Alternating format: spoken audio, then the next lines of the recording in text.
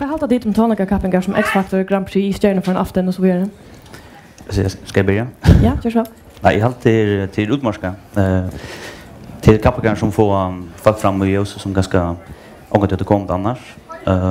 Och så är det bara avvärst att söka nytt folk. Alltså det är att ofta blir det innanför branschen här för att det är som folk inte är gatt. Så man får en ström av nytt talenten. Så det är alltid det viktigaste vi gör. Eller vi som talar om kappingar. Mellan kan se du? Ja, jag är bra samt vi och när jag alltid det är ett land där utmarska underhåll och det är som sagt folk som kanske inte har till höv att komma fram allmänt som får möjligheten här så jag alltid mer om det väl. Men kanske kan man på några mått ha lite till att också att det hvis vi tar till döms X-Factor att det är som folk har vill ha sagt att det är ganska en sån hype luxus karaoke kappinga men det vill jag inte göra dem rätt men vad så alltså det är inte fint underhållt. Är det några vi tycker om latas några vi som kappinga som tycker om inte damer eller? Ja, alltså nu är det så att i Danmark ska det visst se att det faktiskt vinner kappingarna. Det är för Lucas som är mitt kins så hållt tyvärr ja. Vi i England och USA har det ofta en väg till en internationell karriär.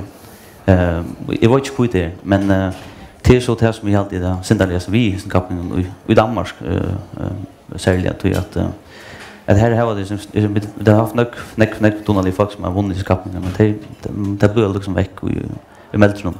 Jag har sån utland vi man det är snäcka hype det är snäcka giro upp och så faktiskt är det inte tränat till det kom in från götten jag och skulle till att vi hålla sig till en riktigt ting som de hade prövat för och så också en bulter eller en ballong som pumpar upp och Anton Brestron och här är dömer vi som Jon som var fram för några år sedan som exploderade för öppna skärmen kan man se och så har fått oss rätt nu men vi har inte vi sanga ger lötne och så har det hinner här det bara liksom att luften förlorat och så är det väck och så sitter det ganska sur ett land på resten. Jag vet inte. Men är det några vi kappingar som tar i såna här? Alltså det är törst att en vance vet kan vara det att onkursvägna fettle virringen för artisten tror att ta färra och genom såna kapping och vinna en såna kapping här man också innanför tonliga vinnerna att det är att man kämpar sig fram och man behöver stressfyrd och man är alla dina tryck mot sig själv och så det här en sån kapping som X-Factor till döms tar det folk runt om som lyckas som modulerar till och lyckas som förklara att det här halva vägen och hur ska allt uttrycka att ja så det kan vara så att man så vinner en sån kapping så är öliga joho till hon är väldigt spännande sort men så som hon säger så försvinner det också vägen till att ja, för så där nästa alltså börjar man bara till nästa. Så det kan vara man ser just. För sjunger här stay så väl i Florida Sandkapping och utomlands i Danmark och Ryssland men kvärt hållt till grunden är att det är så faktiskt få bort ur allt kommer allt. Ja. Vi kan säga att det som är väldigt här till det inte finns heller inte bort ur åttonde dreams. Tar då att bruka till Grand Prix lotokna så här. Ölla med visst och tar pura öppnar från början nu. Det är vi för jag får det man kallar för exponering för vi som går fram och för jag fått kunna höra namn och komma känna det. Hinner som har vi alltså Linda och Konsolja och Katten och andra fröjd som de har ja men det här kommer långt och det har finns ju jag där två har haft en karriär och körande men så lyckas som så det ungefär borstat till det. Alltså till oss som mellan in ja det kräver för det hålla att tonliga namn körande det att få ta fram i huvud krävs utan pengar och ta pengar är inte snäck för lötne. Så att jag prata för då det brukar att som skulle göra sig promotion som man kallar det. Det brukar öla pengar öla man säger vi öla omtanke och akkurat det ser faktiskt det ganska är inte det som man tror på i långt ja. Så tog rock vi att det fettla för tog att man inte pengarna inte kommer revna tog och här är det en som tider då som bränt sig tog att han inte finns det pengarna till exponeras för som hon ganska var lova så må han utarbeta det här och han till hans görs på summat. Men tandlöta som det här var spotlösen är det grunden till som det får på så. Tandlöta som det här var liksom i lösen är det här som det får på så. Alltså jag vill säga till dem som under in the dreams tighter där vi en sån och med Marlboro fuck you attityd där förra och i Grand Prix bara tog det vill till ha exponering det vill till ha omtalja Och inte tror att jag ville stanna där sen och vinna Grand Prix. Det var släkt här ända måla. Alltså det får riktigt omtala och tar man brukar det på en sån måte som The Dreams vi gör alltid det vi alla vill inte helt det är gott. Hinner fältsen som har stått öle väl och folk och föringar. Här var alltid ankorsvägna vara sin identitetslöst har jag till arge färre ta den nästa vinnaren så kommer man vad är det nu va? Nu är det ju inte stjärnan för en afton X-Factor vinnare och så från det som är där. Här det så lika som skulle finnas så ett egna grundläggande och en sån dam som Gorun som är fantastisk och hon fall borsur mångna på en kramata så hon fäste fick köra på en hjörna att alltid och jag har som forum någon jag har så bilderna jag har hon ska försvära jag så forum så Men ber det till att bruka områden i sandkapping till några kyla gott eller bränna ut bara att han har en sandkapping? Alltså man ska ansett det dock ni alltså.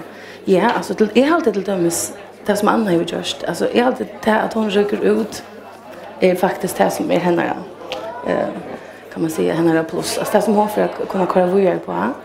Så nu är hon finns enorma omtal och folk har rätt om hur så orättvist det är att hon rycker ut. Så det har faktiskt varit gott alltid en fan att hon rycker ut. Men ja, absolut omtal jag fick såcha och platt satt man här och annat och först ut ja. Så ja, jag alltid det till gott affär till såna kappingar men man ska alltså efter att man vinner. Vad så händer det? Kan sitta hon helt och äsna till gott att hon reagerar ut i jar. Det är nästan som som Dodger under 3 eller ta det i 3 och så blir det knappt Champions League. Man ska inte det för näkan men alltså är samt då i mellan i allt jag har gärna säga att Anna kom i finalen och fick möjligheten stand upp parsen det heter hej så rotligt upp på det. Tog hon var men Thomas snackar om som sangarinda var hon den bästa sangarindan eller den bästa den tog det bästa sinjö skapningen och ni vill och jag alltid hon tar allt som alltså är hon kanske den bästa sangarindan eller sangaren som vi tar sent Lanton här till alltid men i hade ju snä att hon skulle inte vinna skapningen då att det var synd att hon skulle förjögna sig miljonär då att det är så nej vibe och hon är så ospilt och så naturlig att nu har hon varit här uppe hon finns näka kontakter och näka folk att sena och hon finns man säger en fjäppare skära så nu ska hon lugga kommunas ner alltså miljoner nere gör nattor finna det okej för är just ödles ner vad ska det vad tonlag vill göra samma vi kvar så ska hon lucka som pitcha så spekla upp närmast som man Ivor ganska börja på botten och spekla pitcha upp och jag vet inte om hon skriver lös själv eller finna sig till folk som hon och alla där som kunde skriva ordentligt och låt henne stil och henne rött och henne uttryck så det hon finns näck på stor alltid vi är ut faktiskt det är faktiskt gevinster men jag har gärna sett hon var finalen och så vann Thomas det är gärna så. Nu är det X-Factor som vi tar som ikväll. Vad håller det med så kappingarna och kappingarhotten? Ja. Alltså, ja, men det var det väl. Alltså det är som sagt ett fullt underhåll. Jag har alltid ästen till att